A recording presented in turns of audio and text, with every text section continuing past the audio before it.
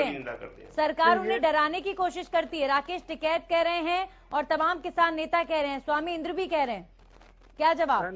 नंदनी जी, वो जो मर्जी कहें, उनको कहने का अधिकार है, लेकिन सरकार की ऐसी कोई पॉलिसी नहीं है जो किसानों के हित में बात करे, उनको धमकाए। हम तो किसानों के हित में काम करना चाहते हैं और किसानों के हित में बात करने का हमेशा स्वागत है, तो उसका हमेशा अभिनंदन है। लेकिन किसानों के हित में बात हो, पर्सनल हित में बात ना हो, अपने चीजों को चमकाने में बात ना हो, अपना राजनीतिक साधने में बात ना हो। आप किसान के हित की बात करने में सरकार हमेशा साथ है और सरकार हमेशा किसानों को ही आगे बढ़ाने के लिए कृत संकल्प है, किसानों के लाभ के लिए संकल्प है। लेकिन किसानों के कंधे पर बंदूक धर करके कोई राजनीतिक हित साधना चाहेगा तो सरकार उसको नहीं साधने देगी। और निश्चित तौर पर जो कुल मिलाकर सर आपका कहना है कि जो ये किसान नेता हैं जो किसानों का पक्ष रख रहे हैं, ये राजनीति कर रहे हैं। आप एक बात समझें कि हर बार इनका रुख बदल जाता है, हर बार अपनी जिम्मेदारी से पल्ला झाड़ लेते हैं। अभी इन्होंने कहा कि दूध हम 100 रुपए किलो बेचेंगे, अब कह रहे हैं हमारा उस बात से कोई मतलब नहीं है।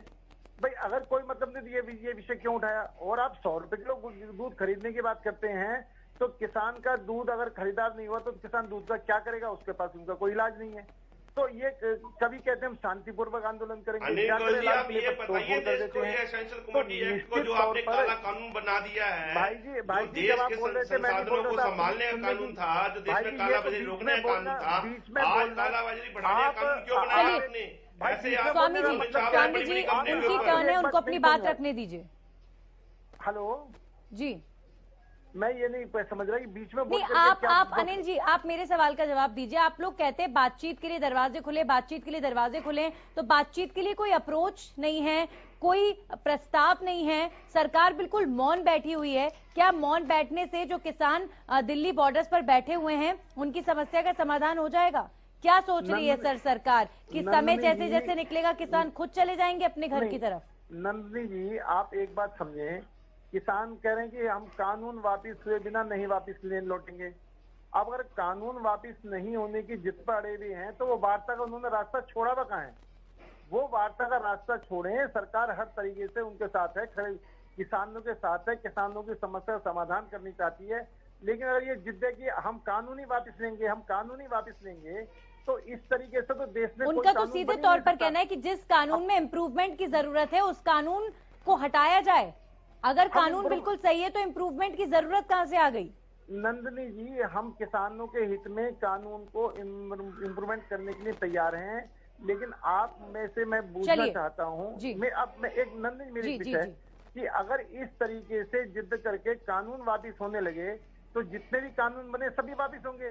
कोई किसी बात पर आंदोलन करेगा, कोई किसी बात पर आंदोलन करेगा, तो हर कानून में कोई ना कोई कमी निकाल करके, तो सरकार का काम कानून बनाना और कानून वापिस लेना ही रहेगा। हाँ, कानून में सुधार होना एक अलग बात है, हम कानून में सुधार के लिए तैयार हैं। चलिए आप दोनों हमारे साथ बने रहिए। हमारे साथ कांग्रेस से केवल ढींगरा साहब जुड़े। नहीं, मैं इनकी बात से बिल्कुल सहमत नहीं हूँ। ये किसान मांग नहीं कर रहे, किसान जिद पर अड़े हुए हैं और जिद में मांग में बहुत अंतर है। दूसरी बात एमएसपी की ये बात कहते हैं, तो आप क्यों कहते हैं संशोधन होना चाहिए? प्लीज बीच में मत बोलो। हम एमएसपी पे लिख के देने को तैयार है। कांग्रेस की सरकार थी 2014 तक, इन्होंने एमएसपी को क्यों नहीं कंपलसरी करा? ये कानून क्यों नहीं लेकर के आए? अगर एमएसपी बहुत जरूरी था तो आप अपने टाइम में लेके नहीं आए। और जो जिस चीज के लिए हम सरकार अनिल जी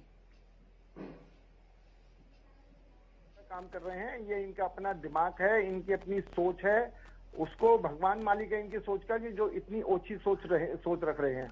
और जहां तक संशोधन का सवाल है, हम इनसे बार बार कह रहे हैं कि इसके अंदर आप किसान हित में जो भी चीज लाओगे हम उसमें बदलने के लिए तैयार हैं। इनके पास कोई आइटम ही नहीं है, बताने के लिए तैयार नहीं कि किसानों हित में ये और कर दो। जो किसानों हमने बताइए ना, आपके पास क्या मसौदा है? देश सुनना चाहता है, पता लगता है किसान सही है कि आप सही है। बीच में बोल करके समस्या समाधान नहीं है। आप बीच में बोलकर समस्या समाधान नहीं कर रहे। बीच में नहीं बोल रहा, मैं आपकी चर्चा में शामिल हुआ हूं। मैं आप इस पैनल में शामिल हुए, बताइए ना, आप देश को बताइए क्या संशोधन मसौदा आपके पास, बताइए। देश सुनना चाहता है, किसान ही नहीं, ये बीच में बोलने का तरीका भाई, ये डिबेट का तरीका है क्या? इसको डिबेट कहते हैं क्या? इसको चर्चा कहते हैं? चलिए अनिल जी की बात पूरी करिए, अब वक्त भी हमारे पास कम है, जल्दी सर उनको बोलने उनको अपना पॉइंट रखने दीजिए, आप अपनी बात रखा दीजिए। कानून बनाते समय कौन से किसान से पूछा गया था, ये बताइए। आप ना टेबल पर सुनना चाहते हो ना टीवी डिबेट में सुनना चाहते हो, ना स्वामी जी आप बताइए कि देश में जब कानून बने थे, कृषि कानून बने थे, चलिए सर, आप दोनों का बहुत बहुत धन्यवाद। आप दोनों का